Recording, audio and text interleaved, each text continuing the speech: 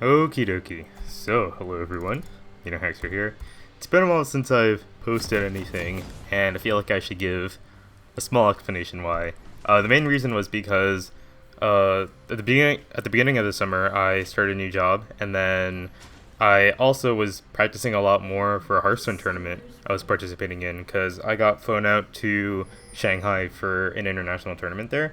So I pretty much just spamming Hearthstone for the last month, and that's really the main reason why I haven't really been playing League. And there's like always like the whole dynamic queue changes and stuff like that. And this game is kind of an example why I don't really like playing League that much. Like for example, this game, I'm in a game I think with Diamond 3s and Diamond 2s. That's because I was waiting in queue for like maybe 15 minutes. So that kind of sucks, but I also think at the same time this might be a good game to show how if you know that you're better than the people in this game, like in your like skill range, then you can definitely abuse their weaknesses and kind of punish them really hard. And I think this is a good game that demonstrates that. So this patch, Sona is definitely the strongest support right now, so I was very lucky to get Sona this game, and especially in this matchup against Jin Alistar, because I know for a fact that at level 1, Alistar cannot do anything to me. So I'm just running up super aggressively and pretty much just autoing them as much as possible and throwing out Qs. You can see how the Alistar just can't respond to me because he's not level 2 yet, and if he put Q, he has to be in melee range of me, and he really can't do anything else. So here I see he finally puts a point in the east. Now I know I can be super aggressive because there's zero threat right now. Like he literally cannot do anything to me, and I can just keep poking him with Q. So I'm just continuously running up, poking them as much as possible. I would like to hit Jin a little bit more than Alistar because obviously Alistar's heals him a little bit more than Jin. But, any damage right now is good. So you can see even under tower, I'm making sure to stay barely out of tower range and continuously hitting them. So that's kind of generally what you want to do if you know that you're in a favorable position. So now, let's pause for a second. So you can see now they're level 2, and we are kind of pushed pretty far up, and the Zac does a pretty not normal gank at level 3 without blue buff. So in this kind of situation, you kind of have to like think about like what they're gonna do, right? So once again, we saw Alistar had heal level 1, so he definitely took Q level 2, which means that he can't actually headbutt pulverize me right now. So the only way he can actually do that is if he flash Qs me. And I also see the Zac coming up here with level 3. And pretty much what I'm going to do is that I'm just going to keep spacing myself away from the flash Q from Alistar. Like right now, he can maybe just barely get it off if he does it right now. But if I keep running this way, I don't think he can ever catch up to me. So I'm just kind of holding my flash, just waiting. But I think it's a lot more important to dodge the Zac jump because the Zac is pretty much... the Zac jump is going to be a lot more damage and a lot more CC than the Alistar one. So right now, I'm just focused on making sure that Zac can't land his CC on me.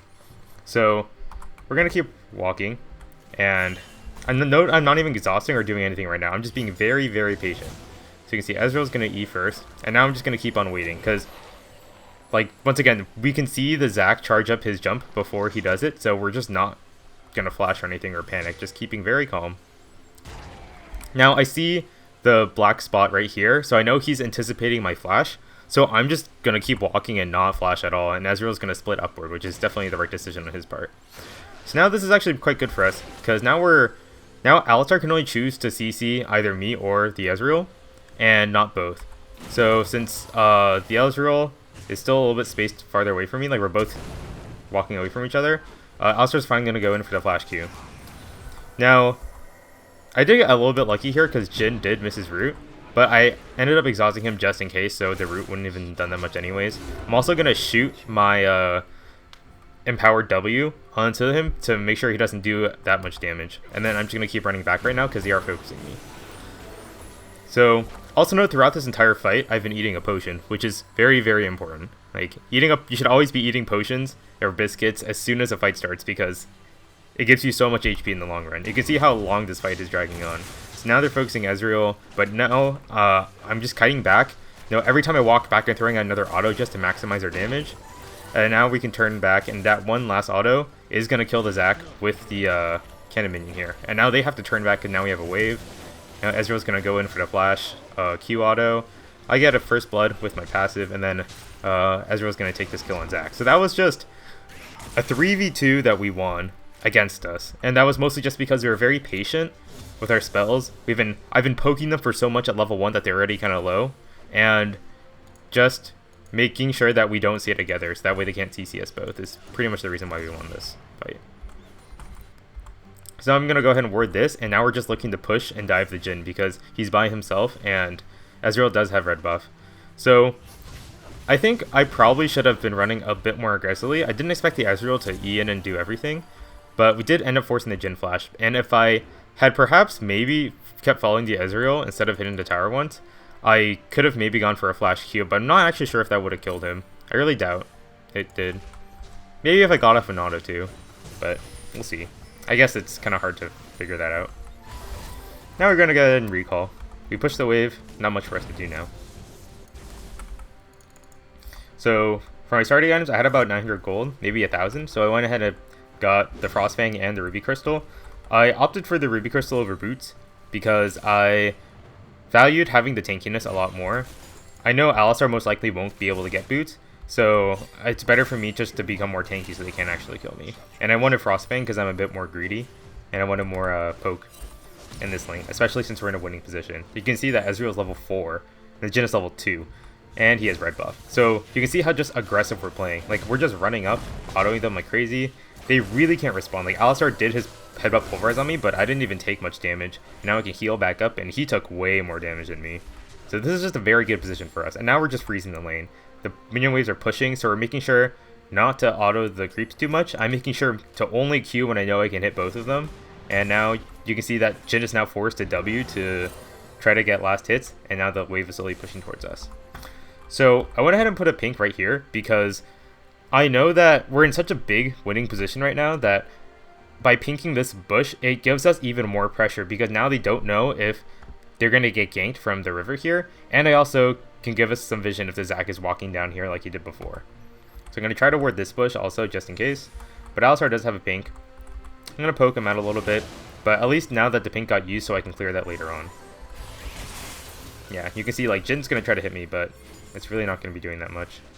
And I know Alistar wants to try to kill my pink, so I'm just going to run back here and just guard it. Because now, like, once again, you can see just how much pressure that one pink is putting out. They really can't do anything right now. Like, I know we're super, super safe. And the Zac also showed himself top to that Olaf right there. So now we know for a fact that they really can't do anything now. So I'm just going to zone them out by myself. And that's kind of the power of Sona. So they do turn on me here, but once again, I'm just going to exhaust and start hitting them. Like, I know for a fact that they cannot beat us in a trade. And I just barely don't kill the Jhin because he hit his biscuit. Perhaps if I flash out it, I probably could have killed him, but I don't think it was worth me using a flash. Because I don't actually think that auto would have killed him. I might have needed Ezreal to get one more auto in, and that would have been a kill. But oh well. Now, we're going to go ahead and push the lane since they did recall. I think what we also could have done is that the Ezreal could have recalled, and I could have just stayed and froze the wave while the wave is pushing towards us. Because the advantage we get from pushing the wave right now is that both Ezreal and I get the back and chop at the same time. But if we had chose to froze the wave and just have one of us back and then just kind of alternate like who takes care of the wave, then that would have denied them more creeps. But the timing of our backs would not be the same. So it could be a little awkward if they choose to dive like me or the Ezreal, for example, if we're all by ourselves. That's the only bad part. That's kind of like the trade-off. I think it's okay to play safe and just push out the wave. It's fine.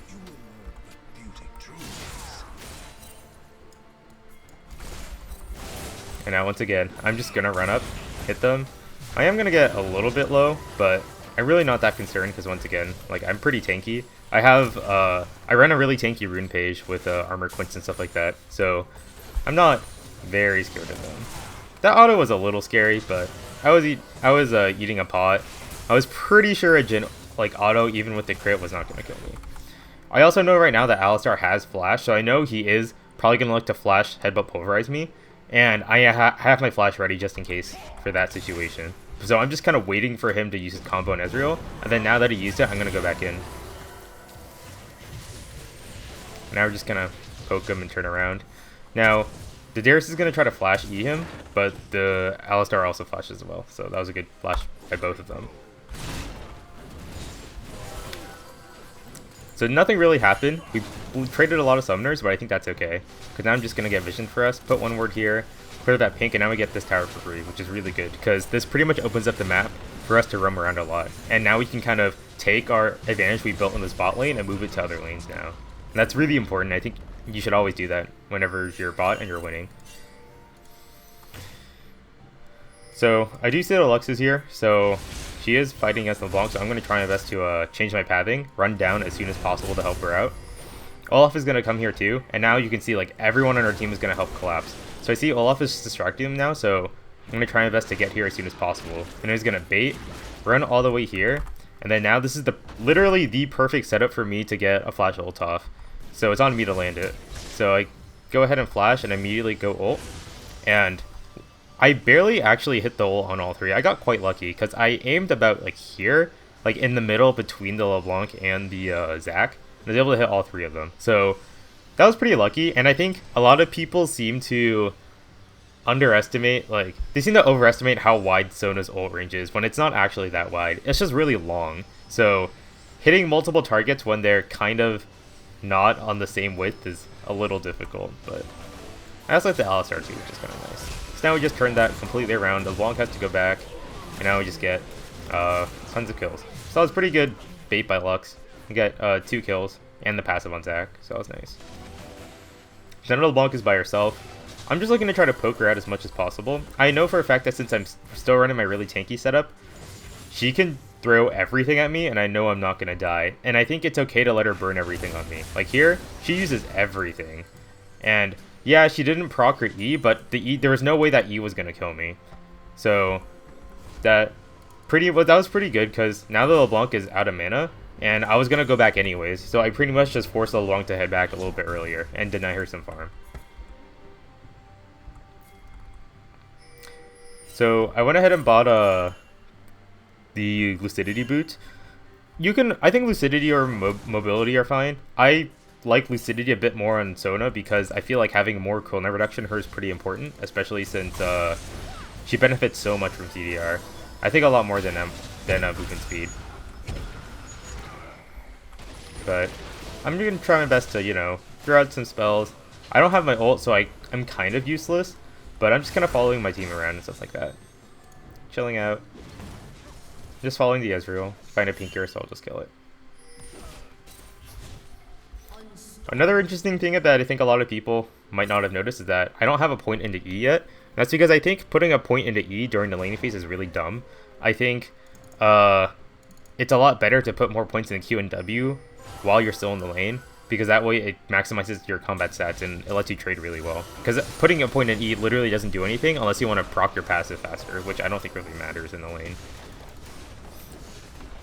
And as soon as I hit level 7, I'm definitely going to put my first point into E now that I'm out of the laning phase. That was a nice try by the Ezreal to steal that. But this is a little sketchy because they are looking to collapse. So I see the Zac is charging up his ult, but I'm just going to try my best to not stand near the Lux. But the Zac does a really nice job, and I think he barely hits both of us. Like, that really sucks. Because now we're both going to get CC'd, and now I get knocked away, and this kind of sucks. Because now that I got pushed back here, I can't actually ult the LeBlanc over the wall. Because I know the LeBlanc is definitely going to jump over, and now that I got pushed back, I can't do that. So I'm not even going to bother trying to ult this Zac right here, because even if I predicted a LeBlanc to W here and try to ult that, the W damage is still going to go off when she does that, so it doesn't really matter. So I just choose to hang on to my ult. Try to save her with heals, but it doesn't really end up working out. Not going to waste any spells on a dead person. So I rush Eye of the Watchers. I personally just like having the eye upgrades because I value vision a lot more than most people. I think you can play a lot more selfishly in general in solo queue, but I think I like having vision a lot more, but that's just me. And now what I'm doing here is that I'm just freezing the wave for the Lux because I saw the Lux went to go get blue, and I'm just pretty much aggroing the creeps to make sure they don't go to the tower and die off. And what this does is that it gives Lux a lot more CS, so she got 3 or 4 more CS because I did that, and I don't really take that much damage, so that's fine by me. And here, I'm just trying to get vision for us, placing 2 wards, 1 here and 1 here, because I saw that Olaf was doing Dragon, and I wanted to make sure that the Zac wasn't anywhere nearby to try to go for the potential steal. So now we know that He's not here, so we're just going to go ahead and take that for free. And now we leave. So that's nice for us. I've also placed this pink here a really long time ago, and it's been here for probably the last 5 minutes, which is kind of funny. So this pink is really good because putting the pink at the farthest possible distance in this bush right here, or this bush right here, it's really good because it's really hard for mid laners to clear it. Like, they have to go really out of their way, and normally most mid laners just try to ward over the wall like here for vision. So that's really good that I did that.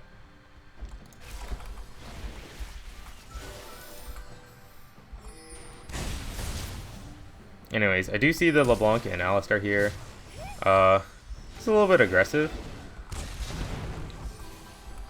Alistar, for some reason, goes in. I make sure to ward this bush in case he was walking forward, but he ended up flashing out, so that's okay. Forcing his flash is nice. And now we see Zac and Zyra running up to try to gank our Darius, so I'm just going to speed boost my team, and we're just going to run up there and just rotato up. That's why taking 1 point to E now is like pretty useful, just for the extra movement speed. I think if I wanted to play that a little bit better, I could have used my power chord on my E to slow the Zyra after she flashed, but that's okay. Didn't really end up changing anything, but maybe if it was somewhere mobile, that would have been a different story, like an Ahri or something. I think instead of recalling here for like the Lux and the Darius, I felt like we could have pushed one more tower. We saw the Jhin was bot, we saw the LeBlanc was mid, and we killed 3 of them. So I felt like there was no way they could defend this if all of us just kept hitting this tower. But it's okay. I mean, I guess it is not too good to play a little bit too greedy. You know, we already have a big lead. Why would we throw it, you know? So it's kind of weird because for my items now, I was going to build an Aegis, but Olaf already had an Aegis, and I didn't realize he was rushing it. So now I just have a Ruby Crystal kind of awkwardly, but I decided to change my build towards getting a Crucible. I think since their team is very magic damage heavy, it's really important for me to get some MR that isn't a locket, and so I figured having a Crucible might be nice because it frees people from getting Zyra rooted or like LeBlanc rooted, and so it's less pick potential for them, and it gives me MR and mana regen, which is something I really need. So we're gonna go ahead and take Rift Herald. I think this is a great call. Like, we already pushed out all the lanes. All of us are somewhat in the area, but we do see them starting to head up because I think they know we're doing it. Ezreal's also not with us, which is kind of sketch. So I'm backing off just a little bit. I'm just kind of staying near the Lux here because it's really important for me not to be completely like in the middle of my team because they do need me to either engage or counter engage, and I think it's better for me to stay separate so that way they either focus their attention on me or they focus their attention on my team, and it's better not to just have me just be congregated in one spot. So Zac kind of just jumps over, and now we see the LeBlanc is also coming up, so this is kind of bad. So I'm pretty much just running, and right now I do see that Alistar is running up to engage, so I know that since I'm kind of in a really bad spot right now, if I get flash pulverized, I definitely I will 100% die, so I just can't get CC'd anymore. So after the Zac CC pushes me forward, which is kind of lucky, go ahead and flash, anticipating the Alistar to go for the headbutt pulverize, and now I'm in a really good spot to counter engage, right? Because now I'm not in the front line anymore, and I'm just looking to make sure to see a good opportunity to ult. So I see 3 people right here. I'm going to try to go for the ult now. Unfortunately, the LeBlanc barely doesn't get hit by it, which kind of sucks. And now I'm going to try to reposition myself a little bit towards the back of the pit right here. Just at least like not in front of the Olaf or anything, because I want to let him to soak up the damage, right? So I see the LeBlanc is jumping in right now, so I exhaust her. Negate a ton of that damage. That was really good. And then now we pretty much get a clean up because they used all their spells and none of us died. That was pretty lucky. I think that fight would have been very different if I got caught, because I pretty much kept my team alive and CC'd them for a fair amount. Now we gotta go ahead and push that tower. So that's a free turret for us. They're chasing the LeBlanc, so we know this is pretty good. And I can go back and heal. So yeah. So yeah, like I said, working towards Crucible. Not really selling my Ruby Crystal because there isn't really a point in selling it unless I can buy a really, really big buy. So I'll just kind of keep it in inventory. That's okay. This is a little bit risky for me to go for some vision right now, but I did see the Zac was bot. So I know that there isn't really fear of me getting caught right now. But you can see, like, I'm playing very cautiously. Like, between each auto, I'm just trying to make sure I space myself away to make sure I can run away just in case.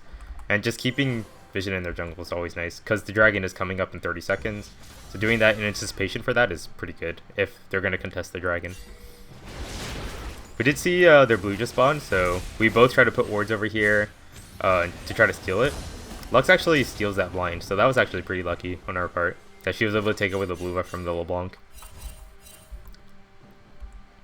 Now, I do see Darius is running up here, so Lux and I are going to try to help him, but this is kind of bad. So Darius is kind of getting wrecked, and so what's really bad here is that the Lux splits away from me, and this is probably the biggest mistake of this fight, because there's like literally no reason to go this way unless you think that the Zyra's gonna run away because she's scared. But like, we saw that the Zac and LeBlanc were in this upper area because we just took their blue, so the chance of the Zac and LeBlanc being here is very, very high.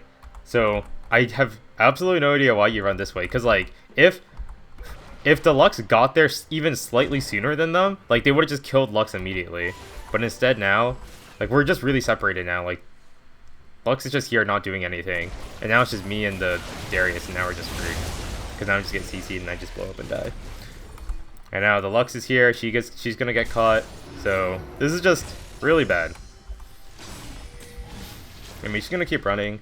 I think Zyra goes for a flash Rita here, which is really good, and then now she's super dead.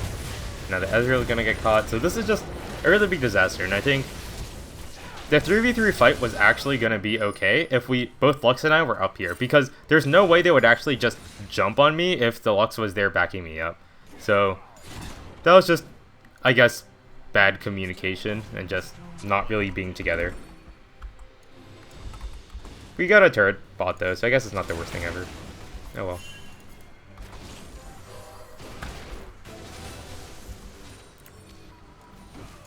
Now I do see the yard staying around the dragon area. I'm not too scared of this LeBlanc. Like, sure, she does a fair amount of damage, but I'm just going to heal us back up. No biggie. Now the Olaf is going to chase the LeBlanc now. Unfortunately, my ult's like just about to come up. Like 3 seconds off, which really sucks. And Alistar CCs me, which is actually a good decision, because he knows that if I get my ult off on the LeBlanc is dead. So, like, kind of, he's not really throwing away his life, because he can just run down here, but it's a good stalling tactic on both me and Lux, so that's a good play. And now I'm going to try to just chase. Now, I immediately just follow the LeBlanc, and I'm going to try to go for the flash ult here, but I kind of missed just by a little bit. She ran a little bit downward, and she also flashed really late too, so that flash wouldn't have dodged my ult if I landed it. So that kind of sucks.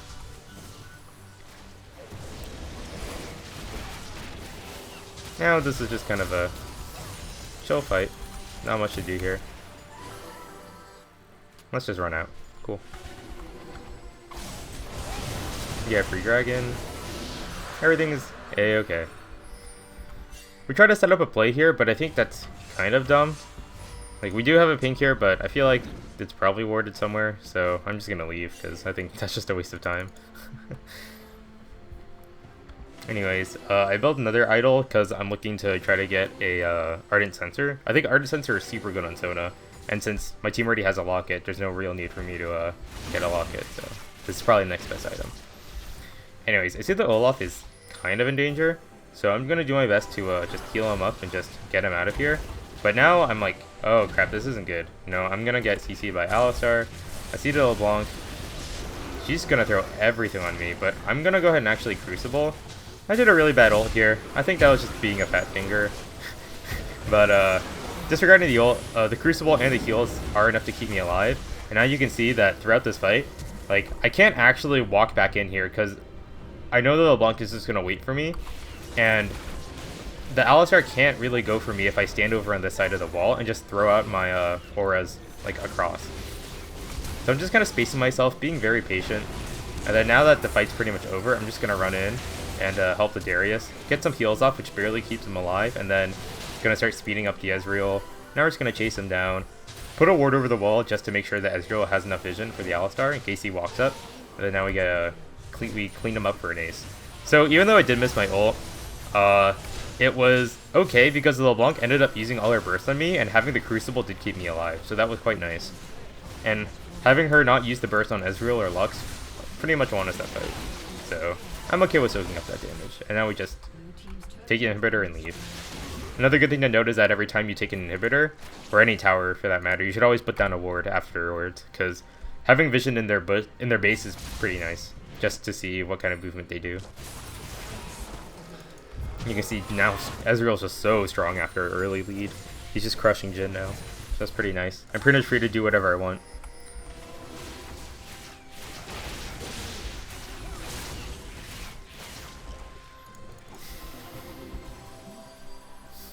We're looking to go for Baron now. I'm gonna just stay mid with Lux and just push out the lane because it's a lot easier to go for objectives when the mid lane is just completely pushed up. So I'm just gonna stay here just in case they jump on Lux, because I know if I'm right there, they're not gonna do anything. And then we're just gonna run up and just take Baron for free. There's no way they can come up here.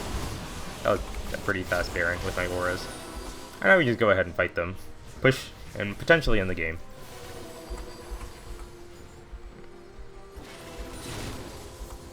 So, here, I'm looking to try to get vision over the wall, but I think to do a good job and anticipate me doing that. So, they see me running up here to try to get vision.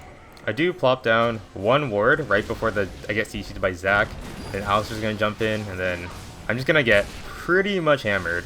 But luckily for me, the Lux shield does come in to buy me a tiny bit of time. You can see now, I'm just gonna activate I'm just gonna pretty much activate like all my items right now, and just throw out an ult at the same time. And so I was able to get off my ult, which does stall the Zyra and LeBlanc from doing more damage to me. And we end up killing the Zac immediately, which is nice.